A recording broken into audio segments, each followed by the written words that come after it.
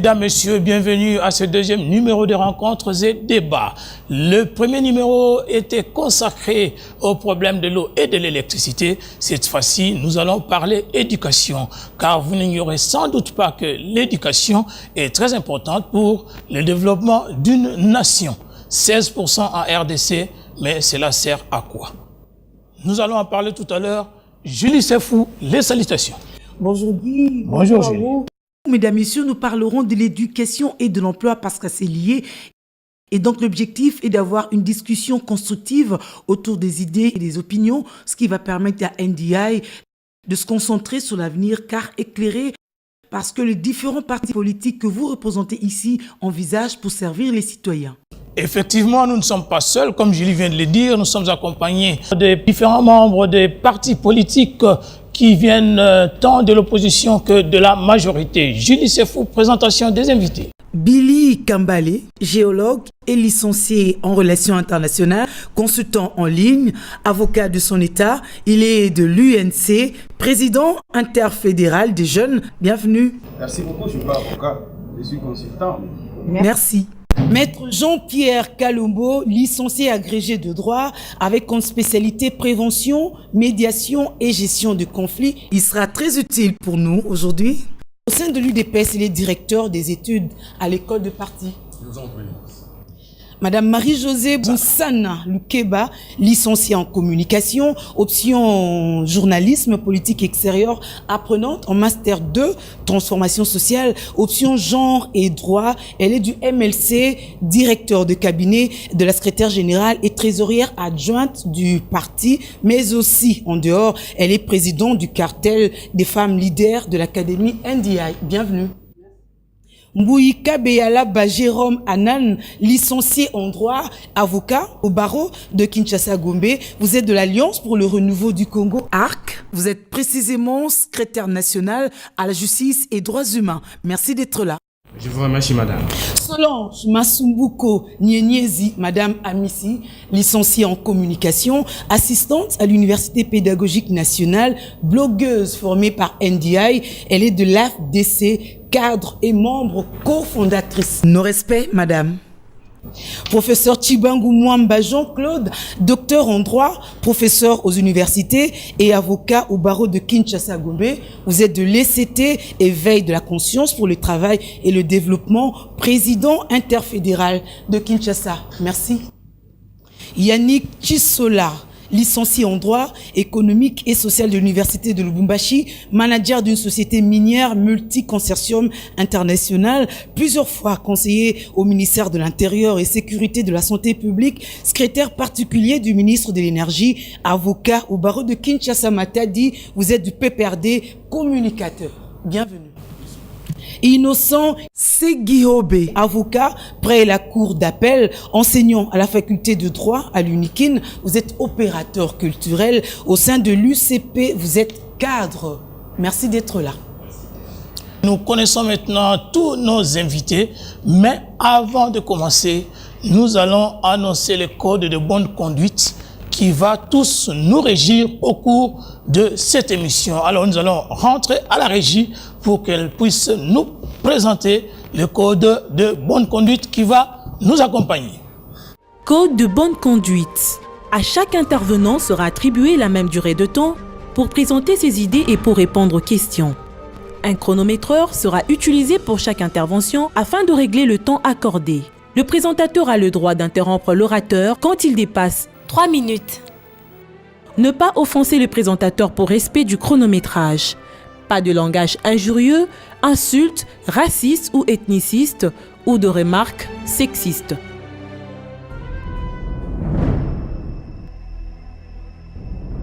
Ce code de bonne conduite est destiné à nous comme aux débatteurs. Donc, chers débatteurs, voilà. Vos lignes politiques respectives ont peut-être des priorités différentes pour la population. Et justement, ces différences pourraient être discutées de manière productive, je voulais dire coopérative, dans la perspective pour le public ici présent et ceux qui vous suivent à travers différents canaux de différencier vos options citoyennes.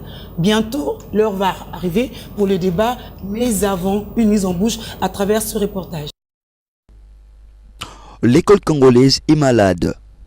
C'est la conclusion qui se dégage des critiques qui fusent de tous bords. Avec les avancées réalisées dans les années 70, on ne pourrait s'imaginer 50 ans plus tard une telle déliquescence. Comment expliquer cet échec?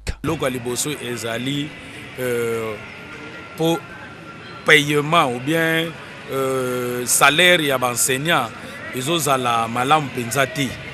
Et puis même prise en charge, les ofutamaka ndambu et les enseignants, c'est pourquoi ils ne se donnent pas lokola toyebaki na tango akala. Ndé bazo bon enseignement, ils a dit enseignants. Je n'ai pas dit tous les enseignants, certains enseignants bazo bon enseignement puisque enseignant oyo azoko futanda route, il est incapable pour payer même les loyers. Asana mbongo te. Asenga nini? Corruption. C'est-à-dire en soi enseignement la Congo za malamu, ndé bazo pesa enseignement ndé enseignants, certains enseignants baza malamu. Loin des années bonheur de l'école en République démocratique du Congo, actuellement, les constats n'est pas très reluisant. Certes, des efforts ont été faits car le niveau des fréquentations a connu un accroissement exponentiel. Mais la qualité laisse à désirer. En tout cas, enseignement, Tamboka na biso ibeba. Pona ndeko a passé classe naie, il faut appeler futambongo. Pourquoi il est bongo? Pour un diplôme, il faut sensibiliser bango, réunir bango pour que futambongo pour habiter à 100%. Et maintenant aujourd'hui, et comme il y a un grand nombre, il y a 100%. À l'université, vraiment, il y a une catastrophe. La situation actuelle n'est guère intéressante car ce sont les ménages qui supportent l'essentiel des dépenses privées de l'éducation et contribuent aussi à la plus grosse partie des dépenses des écoles publiques. Malheureusement, la pauvreté des parents constitue un facteur de faible demande scolaire. Bref, la situation de l'école congolaise est alarmante. Il faut lui insuffler une dynamique de développement en renforçant les secteurs de l'éducation. Voilà une dynamique de développement telle que nous avons suivi dans ce petit reportage qui n'est pas exhaustif, il faut le reconnaître, mais nous allons lancer les débats parce que nous avons des experts ici avec nous qui vont essayer de faire d'abord le constat dans cette première partie et dans la deuxième partie, nous essaierons de voir les causes et enfin nous terminerons par les solutions. Alors, en ce qui concerne les constats. Billy Kambale. Merci beaucoup. Je voudrais d'abord m'acquitter d'un devoir, c'est celui de féliciter non seulement B1 et toutes les chaînes partenaires, mais aussi les NDI pour cette occasion qu'on donne à la classe politique congolaise, cette fois-ci de débattre des questions essentielles de survie de nos populations et de notre nation. Je voudrais, si pas avaliser dans sa totalité le reportage en disant que le constat est amer. L'éducation est au rabais, c'est même catastrophique. Mais il y a des causes. Au-delà d'une gouvernance catastrophique, il y a aussi le fait que l'évolution de notre société ne s'est pas adaptée aux besoins de l'éducation de sa communauté. C'est-à-dire, depuis 1920, lorsque les experts de la colonie belge étaient partis aux États-Unis pour voir les modèles d'éducation qu'aux États-Unis ont dispensés aux indigènes, aux esclaves, et qu'on devait l'adapter aux indigènes congolais, nous n'avons pas sorti, ou nous ne sommes pas sortis de cette éducation du colonisé aux colonisateurs. C'est-à-dire, nous avons une éducation qui n'est promue, qui ne donne pas l'occasion à la société de se doter des élites, mais notre éducation donne à la société des hommes complexés par rapport à leur propre nation. Moi, je pense qu'aujourd'hui, au-delà du fait que nous devons doter l'enseignement des moyens, mais nous devons repenser notre enseignement. Nous devons lui donner des objectifs. 15 secondes. Nous devons lui donner des objectifs. Nous devons aujourd'hui faire un état des lieux sans complaisance de notre enseignement et nous dire, nous formons nos enfants pourquoi et pour quel objectif. C'est pour cela que je voudrais dire, que l'État, encore une fois, a encore un rôle à jouer pour que nous puissions repenser notre système éducatif. Merci beaucoup, M. Billy Kambale. Une autre intervention? Une élite bien formée. Une intervention, M. Jean-Pierre Kalombo de l'IDPS. L'éducation est le processus d'humanisation et d'hominisation de l'homme au monde. C'est ainsi que le professeur Malanda Dem définit l'éducation. Au regard du portrait qui venait d'être fait sur l'éducation, il me revient de constater que c'est plus la déliquescence de l'État qui est en premier lieu l'élément de base ou l'élément basique qui fonde la chute de l'éducation. Et je m'arrête provisoirement là-bas. Merci beaucoup, M. Jean-Pierre Kalombo. Une autre intervention? Ah, mais il y a Madame déjà Marie-Josée. Ah, voilà. Oui, je dirais que l'éducation, la formation et l'emploi, ce sont des concepts liés qui contribuent au développement de la personne et de la société. Et cette éducation doit tenir compte des 4 principes qui régissent l'éducation, parce que tout enfant a droit à une éducation de qualité. Donc, il faudrait que l'État tienne compte des 4 principes qui régissent le secteur éducatif. Il faut que l'éducation soit comprise. Il faut que les enfants apprennent à vivre, apprennent à connaître et apprennent à faire et apprennent à vivre ensemble. Sinon, nous formerons des illettrés fonctionnels dans notre société. C'est ce que nous constatons dans la société. On a plus d'illettrés fonctionnels que des intellectuels qui peuvent contribuer au développement de la nation. Pourquoi? Parce que le secteur éducatif n'est pas pris en compte. Merci de nous faire gagner le temps. Monsieur Mbouyi. Merci, madame. C'est pathétique, tout simplement, ce que je dois dire devant ce micro. C'est pathétique. Pour un État aussi vieux, de plus de 50 ans, que nous en sommes à ce jour à déplorer ce type de situation. Nous avons voulu avoir un État où un peuple qui est reconnu travailleur, un peuple intelligent, mais cette intelligence aujourd'hui ne signifie rien, si bien que le pouvoir organisateur, ceux-là qui devaient bien encadrer toutes les énergies et toutes les structures qui peuvent concourir à ce que la population se retrouve, ont failli à leur mission, ou simplement ils n'ont pas bien géré. L'enseignement, l'éducation, c'est même constitutionnel, parce que l'article 43 de notre constitution le dit si bien: toute personne a droit à l'éducation scolaire. Il y est pourvu par l'enseignement national et l'enseignement est scindé en deux. Il y a l'enseignement du secteur public et l'enseignement du secteur privé.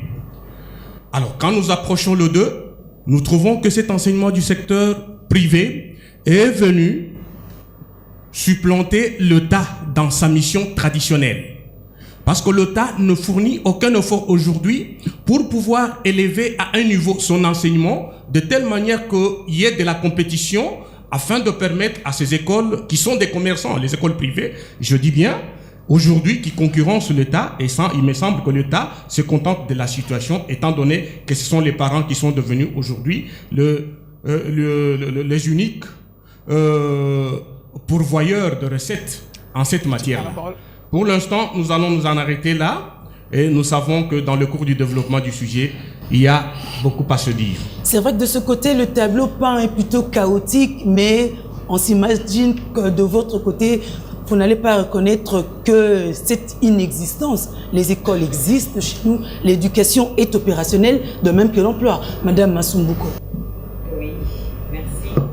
J'aimerais tout d'abord saluer toutes ces interventions que nous venons de suivre, parce que cela prouve que cette population a aussi bien intérêt de ce thématique qui nous intéresse aussi bien comme population que elle, population. C'est vrai, l'éducation qui est un élément important du développement des personnes aujourd'hui en République démocratique du Congo est chaotique.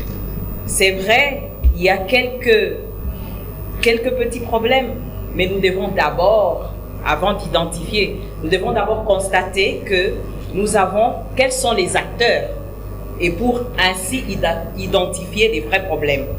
Nous avons dans cette éducation, si nous voulons bien parler de l'enseignement qui est beaucoup plus spécifique, nous avons, moi je peux identifier 4 acteurs. Nous avons l'État, nous avons la famille dans l'éducation, nous avons les infrastructures, nous avons le matériel. Qu'est-ce qui est chaotique? Nous devons commencer par chaque acteur. Si aujourd'hui les parents sont démissionnaires, nous aurons peut-être des solutions, nous aurons peut-être des pistes de solutions pour les parents. Si aujourd'hui l'État connaît des problèmes économiques et que l'éducation ne fonctionne pas comme il devait fonctionner, si aujourd'hui ces enseignants qui sont régulièrement payés connaissent des problèmes, nous allons les identifier et trouver des solutions. Mais nous sommes d'accord qu'il y a des problèmes.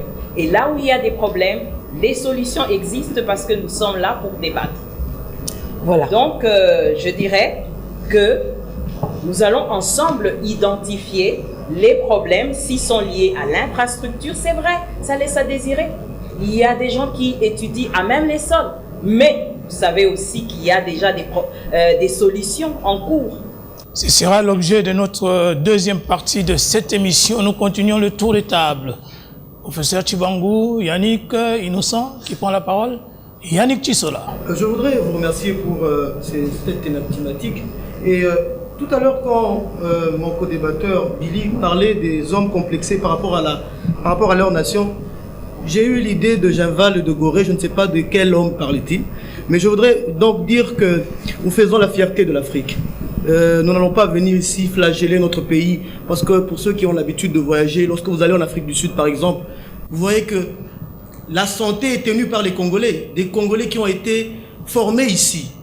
Et donc, dire qu'il y a des problèmes, c'est vrai, il y a des problèmes, mais il y a des réformes qui se font, et des réformes qui font en sorte que notre enseignement, notre éducation va de l'avant. Qui oubliera par exemple pendant la Deuxième République, nous avions des années qui nous ne savions même pas quand commençaient les années académiques et quand elles se terminaient. Moi j'ai appris mon lingala par rapport à mes amis, mes collègues d'université de Kinshasa qui fouillaient Kinshasa, venir à Lubumbashi, croyant trouver un Eldorado assaini là-bas. Mais je crois que maintenant, nous avons des années académiques qui commencent en septembre et qui se terminent en juillet. Et nous sommes tous fiers de voir des étudiants qui font des recherches. C'est vrai que tous les étudiants ne peuvent pas être tous excellents, mais nous avons des étudiants moyens, des étudiants excellents et d'autres médiocres, comme dans tous les pays de par le monde. D'ailleurs, il y a un président, je crois, le président Bush, qui reconnaissait qu'il n'était pas un étudiant fameux à l'université. Et donc, si on pense que l'éducation, c'est-à-dire que tous les étudiants aient 100%, que tous les élèves aient 90%, je crois que c'est tromper le peuple. Notre éducation se porte très bien qu'il y a 30 ans et le président de la République et son gouvernement fait en sorte qu'il y ait des réformes puissent aller de l'avant, notamment par la construction de 1000 écoles par an. Aujourd'hui, par rapport à cette construction des écoles, nous avons l'accessibilité des enfants, parce que j'ai même suivi votre reportage, vous parlez du taux de fréquentation qui a cru de manière ascendante. C'est pourquoi? C'est parce qu'il y a eu justement cette construction des écoles. Donc je crois que cessons de flageller notre pays. Nous sommes fiers d'être Congolais, fiers d'avoir cette éducation et nous le portons partout. Merci, vous avez épuisé votre temps. Merci beaucoup, Julie. Le débat devient très intéressant. On ne doit que parler parce que professeur, quand même, de son état, on parle éducation. Oui, en fait, s'agissant de l'éducation, toute réflexion du pays doit partir des catastrophes qui ont mis à genoux le pays sur tout le plan.